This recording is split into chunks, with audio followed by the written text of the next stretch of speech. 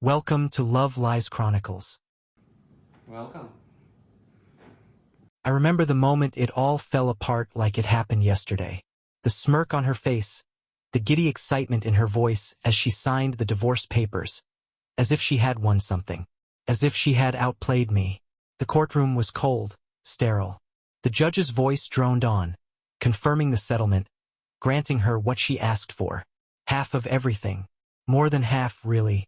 The house, the car, a chunk of my retirement savings, spousal support, everything she could squeeze out of me, she took without hesitation, without a shred of guilt. And the worst part? She didn't do it alone. Her friends were there, her little entourage of enablers, watching from the back of the courtroom, barely suppressing their giggles, whispering behind manicured hands. They didn't even have the decency to pretend to be solemn. No, to them this was a game, a victory parade. I was the fool who had been played.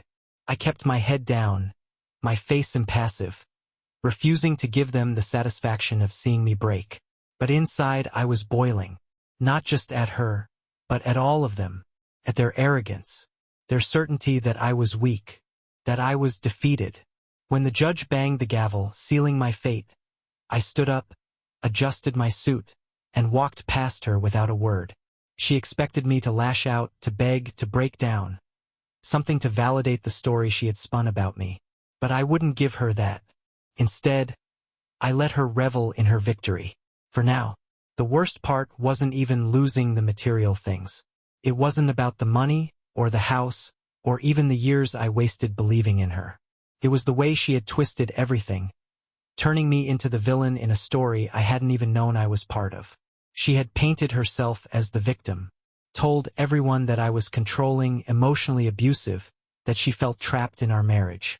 She had rewritten history, erasing all the sacrifices I had made for her, all the love and effort I had poured into us. And her friends lapped it up like it was gospel.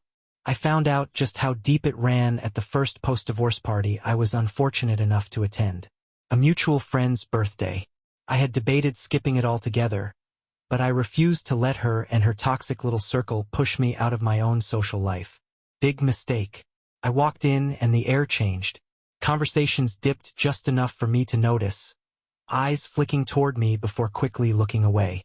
A few sympathetic nods, but mostly amusement, like I was a walking joke. Then I heard it.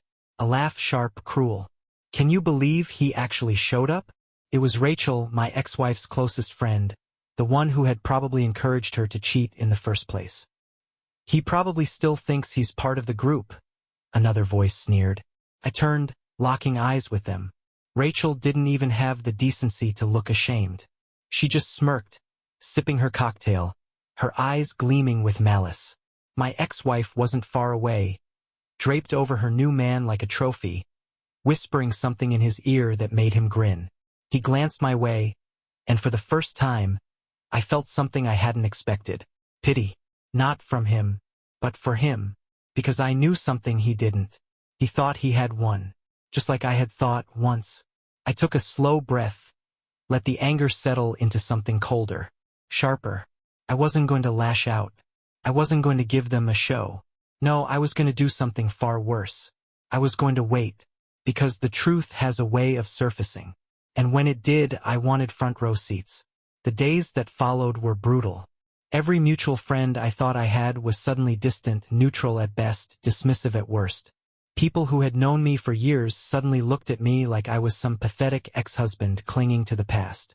The narrative had been set. She was the strong, independent woman who had escaped an unhappy marriage. I was the bitter ex who couldn't let go. The whispers followed me. I started hearing things, little snippets of conversations that always ended when I entered the room. He just couldn't keep up with her. She looks so much happier now. God, can you imagine being stuck with him? I clenched my fists, but I never reacted. That was what they wanted. For me to explode, to lash out, to prove them right. But I wouldn't. Instead, I started paying attention to the little details, the cracks forming in her perfect story. The new man, for one. I had done some digging. He was wealthy, successful, charming, the perfect upgrade if you looked at it that way. But he also had a reputation. One she didn't know about yet. And that was the first sign that her perfect little fairy tale was built on a fault line. I just had to wait for the quake. I started playing my own game. I didn't disappear like they expected. I didn't wallow in self-pity or try to win her back. No, I did the opposite. I acted like nothing was wrong. Like I wasn't the punchline of their jokes. I worked harder, hit the gym, reconnected with old friends, the ones who actually knew me. And slowly, the dynamic started to shift. At first, it was subtle. A few curious glances. A few awkward encounters where her friends weren't sure whether to ignore me or acknowledge me. Then the rumors started. Little things trickling through the cracks. Whispers about her new relationship, about the things she had done during our marriage, the real reason we divorced. And suddenly, the laughter wasn't so loud. Suddenly, people weren't so sure. Because when the truth comes out, it doesn't knock on the door. Kicks it down. And I was ready. The thing about the truth is that it doesn't need to be forced. It just waits, silent, patient, until the right moment comes along to set itself free. And my ex-wife had no idea that moment was coming for her. The shift started small, subtle, almost imperceptible. The first crack appeared at another party. Another gathering of mutuals where I was expected to be the humiliated ex, sitting in the corner nursing a beer while they whispered about me. Except this time I wasn't in the corner. I was in the middle of a conversation, laughing, relaxed, confident. I could see Rachel watching from across the room, her smirk faltering just slightly. That told me everything I needed to know. They weren't expecting me to bounce back. They thought I would be broken, that I would disappear, slink away into the shadows while my ex thrived in her newfound freedom. But I wasn't playing their game, and neither was fate, because not even 10 minutes later, I caught something interesting. A conversation, just a snippet. "Did you hear about Lily?" A pause. "Yeah, I'm not surprised, but still. That's messy." I didn't react. I just let the words sit, like breadcrumbs leading me to something bigger. And sure enough, more followed. The rumors had started. Not about me. About her. It started with whispers. At first, they were easy to miss. Just background noise at bars, hushed conversations at get-togethers. But then they got louder, and I started catching words, phrases, pieces of a puzzle I hadn't even known was forming. "Did you hear she's having problems with him? I don't think it's as perfect as she makes it seem. Apparently, she cheated on him too." That last one made me pause. I had assumed she had left me for the new guy, her upgrade. But the wording was different. Cheated on him too? As in, this wasn't her first time? That was new information. And if I knew anything about her, it was that she hated losing control of a narrative. So I sat back and let it unfold. A week later, I got my first real confirmation that something was going on. A friend, one of the few who had stayed neutral through the divorce, texted me out of nowhere. "You need to come to this party tonight." I almost ignored it. But then the second text came. "Trust me, you'll want to be there." So I went. And the moment I stepped inside, I could feel it in the air. Tension. A different kind than before. Not the usual mocking glances. Not the pity-filled stares. Something had shifted. People weren't whispering about me anymore. They were whispering about her. She was there, of course. Lily never missed an opportunity to flaunt her new life, her perfect relationship, the way she had supposedly upgraded. But something was different. She wasn't glowing with smug satisfaction like she usually was. She was on edge. Her eyes flickered across the room, scanning faces like she was trying to gauge something, trying to figure out what people knew. That's when I saw him. Her new man. Except he didn't look like the confident, cocky guy I had seen her draped over at the last party. He looked tense, like a man who had just found out something he didn't like. I watched as Rachel leaned in, whispering something to her, and saw the way my ex's face dropped. And in that moment I knew. I knew exactly what had happened. The truth had come out, and it had nothing to do with me. I wasn't sure how much had been exposed, but I knew enough to understand the shift. The whispers, the stares, the way she kept glancing at her new man like she was waiting for him to explode. Whatever she had done, whoever she had been with, it was out. And suddenly, the woman who had made a spectacle of my downfall was now the spectacle. Karma is funny like that. It doesn't need help. It just waits. And when it strikes, it doesn't miss. I didn't say a word to her. I just watched. I watched as her friends, her own friends, started pulling away. I watched as Rachel, the same Rachel who had mocked me at every opportunity, suddenly looked disgusted with her. I watched as her perfect little world cracked right in front of me. And then I saw the moment it really hit her. She turned, scanning the crowd again, looking for an ally, someone to defend her. And then she saw me, standing there, smirking, like I had known all along. And for the first time since our divorce, she looked afraid. Because she knew that if anyone in this room had the right to reveal everything, it was me. And the best part? I didn't have to. She had already done it to herself. The way her face drained of color was something I'll never forget. For months, she had basked in the glow of her supposed victory, relishing in her fresh start while I was left picking up the pieces. She had laughed with her friends, paraded her new relationship, made sure everyone saw her as the woman who escaped an unhappy marriage. But now she was standing in the middle of a party, alone, surrounded by people who had stopped whispering about me and started whispering about her. And the best part? I didn't even have to lift a finger. She tried to play it off, of course. Lily was always good at pretending. She tossed her hair, forced a tight smile, and whispered something to Rachel. Probably some half-hearted attempt at damage control. But Rachel, for the first time ever, wasn't having it. I saw it in the way she stepped back, arms crossed, her expression stony. Rachel had been her biggest cheerleader throughout the divorce. She had fueled the narrative, laughed at my expense, defended Lily at every turn. So to see her this disgusted, I knew then that whatever had come out, it was bad. I didn't approach them. I didn't need to. Instead, I grabbed a drink, found a spot near the bar, and just waited, because I knew how this would go. People like Lily, they don't take accountability. They don't own their mistakes. They scramble. And sure enough, it only took 5 minutes before she made her move. She turned, eyes locking onto mine, and walked straight toward me. The room seemed to shrink as people subtly moved to listen. She still looked beautiful, I won't lie. She had always been good at appearing perfect. But tonight, beneath the makeup and the expensive dress, I could see the cracks forming. She was desperate. "Hey!" she said, smiling like nothing was wrong. I took a sip of my drink. "Hey!"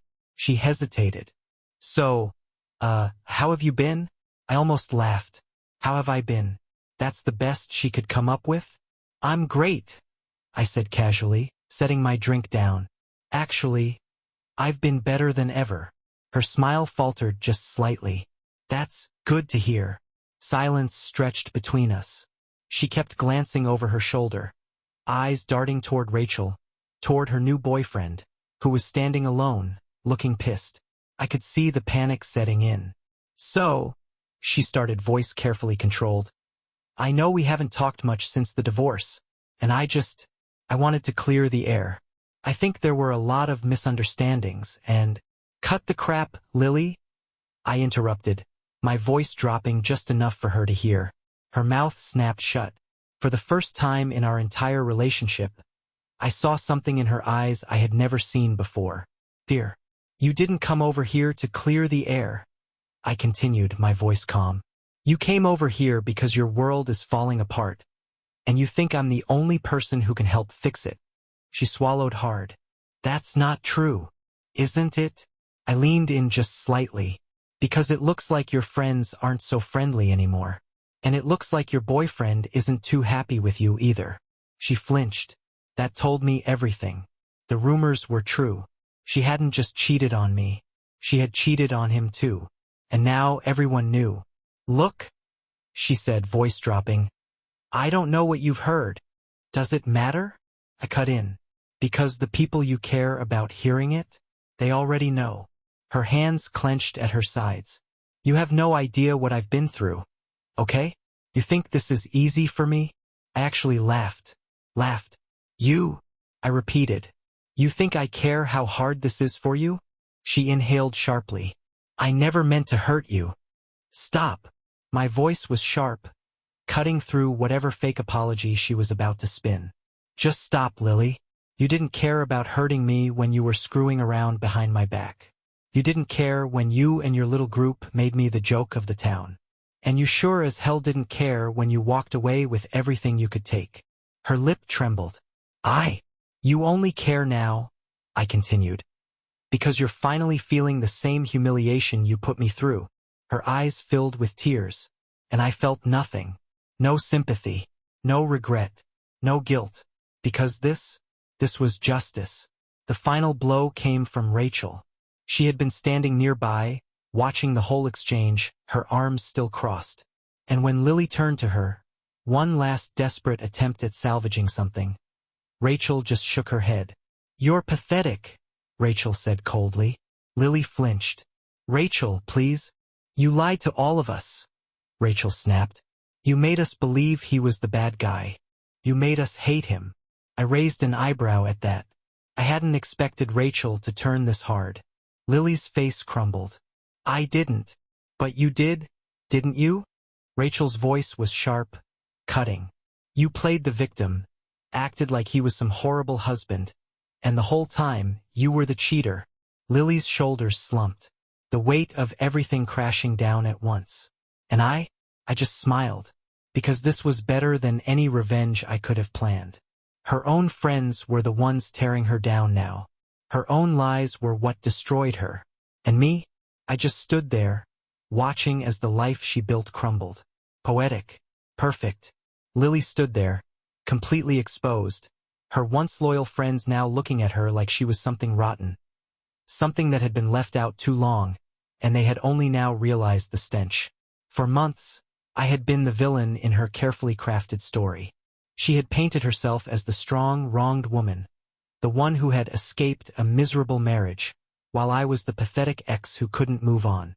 And for months I let her have it, because I knew something she didn't.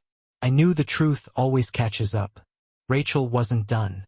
You sat there for months, letting us believe he was the problem, she snapped, her voice sharp enough to cut glass. And the whole time, you were cheating. You were the liar. You were the one playing the victim while you were screwing around. Lily's face burned red, her lips trembling. Rachel, don't. Rachel's voice was pure disgust. You humiliated him. You made us laugh at him. And now we find out you were the one sneaking around the whole time. Lily turned to her other friends, but they were silent now, watching, waiting. They weren't defending her. They weren't with her anymore. And that was the real punishment. I leaned against the bar, casually sipping my drink. I didn't need to add anything. Lily was destroying herself. But that didn't mean I wasn't going to enjoy it. You know what's funny? I finally said, my voice light. Lily stiffened. She hadn't looked at me since Rachel started tearing her down. But now she turned, her face a mask of desperation. I let the moment hang, drawing it out, making sure everyone was listening. It's funny how quickly the truth spreads, I said, swirling my drink. I mean, for months you had them convinced I was the bad guy. Lily's hands clenched. But now, I tilted my head. Now, everyone sees you for what you really are. I saw her throat bob, her breathing shallow. She wanted to fight back. She wanted to control the story again. But it was too late. The narrative had shifted. And this time, she wasn't the victim. The silence stretched, thick with tension. Rachel exhaled sharply, shaking her head. You know what, Lily? You're a joke. Lily gasped like she had been slapped.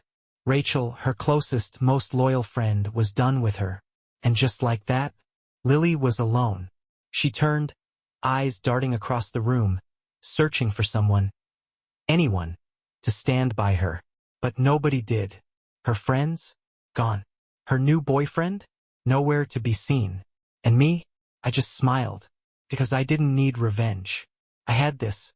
Lily swallowed hard, blinking rapidly like she was trying to hold back tears. She had walked into this party expecting to own the room. Instead, She was the punchline of her own joke. Finally, she turned back to me, her voice barely a whisper. Are you happy now? I raised an eyebrow. Happy? She nodded, her eyes glistening. You got what you wanted, right? You got to watch me fall apart. So, are you happy? I studied her for a moment, letting the weight of the question sink in. And then, I shrugged. I was never the one playing games, Lily. That was all you. Her breath hitched. You did this to yourself, I continued. And now? Now you just have to live with it. Her face crumbled, because she knew I was right. She had built everything on a lie. And now it was all gone. I downed the rest of my drink, setting the glass on the bar with a soft clink. Have a good night, Lily. Then, without another word, I turned and walked away. Because this was over. I didn't need to rub it in. She had already lost everything. And for the first time in a long time, I felt free. Dear listeners, please share your thoughts in the comments, and do not forget to like, share, and subscribe to the channel. See you.